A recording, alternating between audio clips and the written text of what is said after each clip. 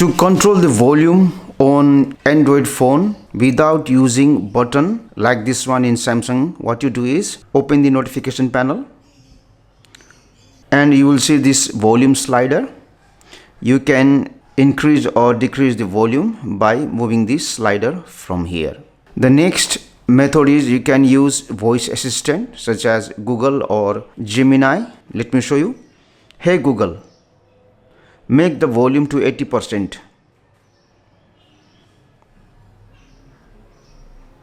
And you will see the volume will be set to 80%. Hey Google, make the volume to 20%.